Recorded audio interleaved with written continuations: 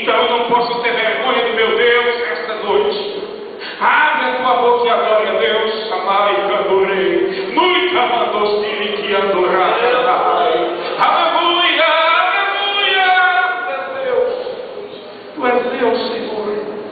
Nós te adoramos, Pai. Receba a adoração que sai do coração e dos lábios dos teus filhos, em nome de Jesus. Dá uma linda salva de palmas e assim.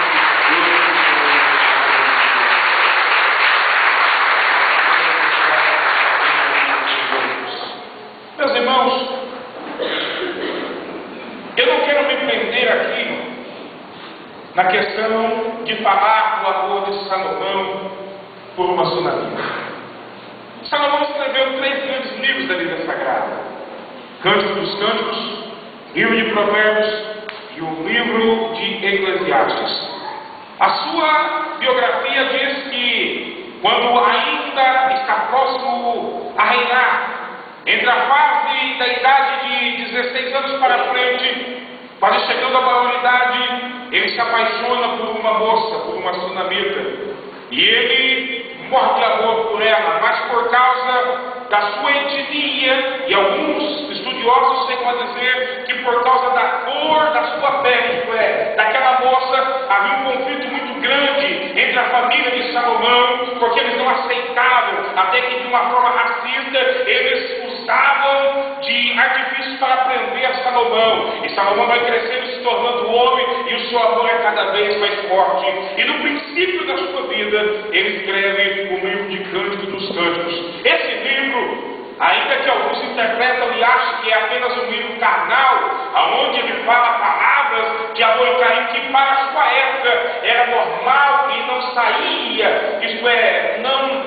ultrapassava, ele não saía fora de nenhum pudor, ele expressava coisas que para a sua época era normal, e alguém interpreta que esse livro é um livro polêmico, porque fala-se bobeira demais de coisas que para os nossos dias nem se convém falar. Só que nós precisamos entender o seguinte, que quando Deus permitiu que este livro fosse canonizado entre os 66 da Bíblia, nós precisamos entender que Deus não permitiu que este livro fosse e ficasse registrado apenas para mostrar o amor de um homem para uma mulher, porque isso nós conhecemos na prática, e Deus deu a cada um a condição de formar família e saber o que é esse sentimento chamado amor. Mas quando Deus permitiu que Salomão escrevesse isso, também foi para retratar de uma forma simbólica e também literária do amor de Cristo pela igreja, que assim como Salomão amou a sunamita com amor incondicional, Deus também nos ama de forma incondicional. O que é isso? Sem impor condições. Deus te ama de uma forma tão especial que algumas pessoas não chegam ao real entendimento. Mas eu não quero me prender a isso e quero ir à etimologia da palavra a qual nós lemos e qual contemplamos neste versículo,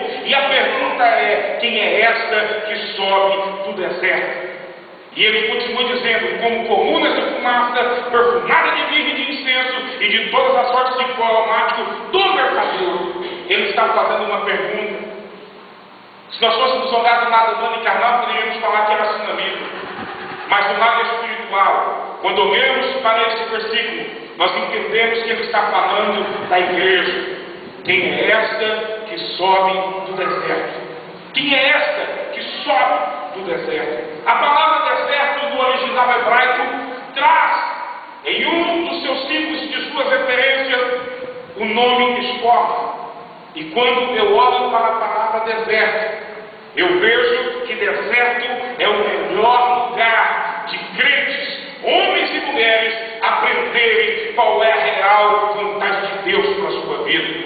Quando eu olho para o livro de Deuteronômio, capítulo 8, versos 2 e 3, eu encontro Deus dizendo assim para Moisés e para o povo de Israel: lembrar-te-á, ó Israel, esses 40 anos pela qual o Senhor teu Deus te guiou pelo deserto, te humilhou, te deixou ter fome e sede, te provou para saber o que havia no seu coração, se guardaria os seus mandamentos ou não, mas depois te sustentou com maná que vocês não conheceram e nem conheceram seus pais. Tudo isso para te deixar saber e entender que nem só do pão vive o homem, mas de toda a palavra que sai da boca de Deus viverá o homem. Mais tarde Jesus usou esse mesmo versículo para repreender Satanás, quando Jesus está no deserto sendo tentado. E depois dos 40 dias e 40 noites, o tentador se aproxima dele e diz: se tu és filho de Deus, manda-te que essas pedras se transformem em pães. O inimigo queria pegar Jesus na sua necessidade. Mas quem passa pelo deserto tem uma boa escola com Deus. Quem passa pelas provações da vida e não desiste, mas confia no Senhor, tem experiências com Deus. E é sobre isso que eu quero falar esta noite. Nós estamos em uma campanha de fé. Nós estamos em uma campanha de milagres. E de repente alguns de vós entraram aqui hoje meio que atordoados pelas lutas, meio que apreensivos pelas necessidades e por aquilo que vai ter que se resolver amanhã. E alguns, como eu ouvi hoje ainda pela tarde alguém dizendo, já logo vai chegar a segunda-feira, já está terminando o final de semana, e com isso começa a crescer a ansiedade no coração de algumas pessoas por causa da sua responsabilidade. Mas eu quero que você pare um pouquinho e olhe para trás e veja por quantas coisas Deus já te fez passar e triunfar. E a pergunta para você é: será que agora Deus vai me deixar cair? Será que agora Deus vai me deixar sofrer?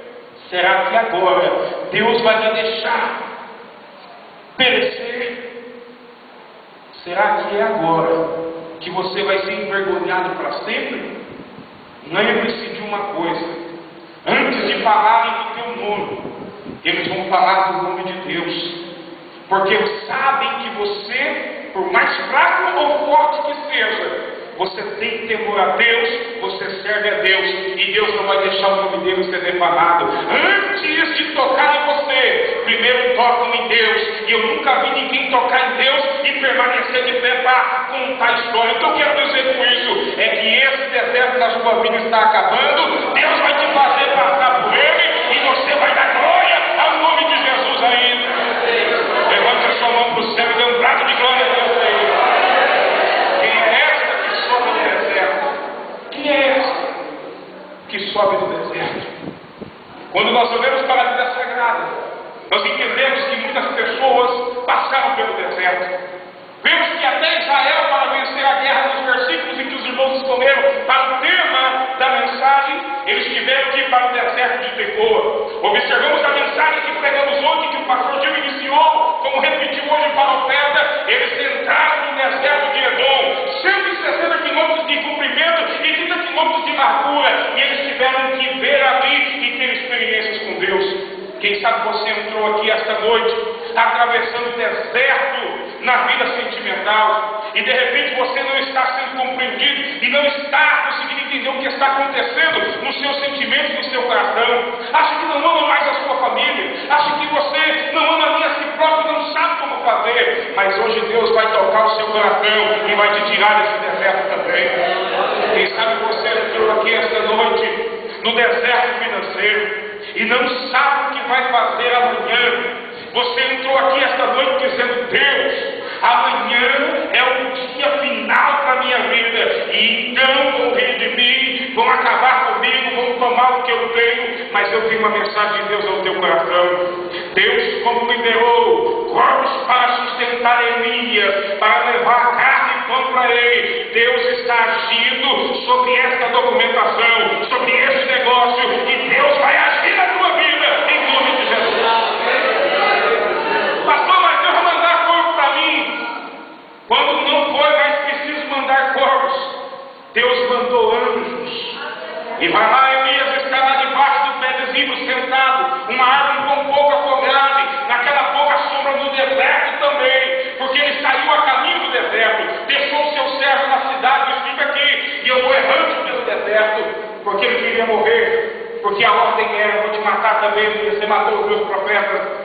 E ele senta ali e diz assim: eu não sou menor do que meus pais, Deus tira a minha vida.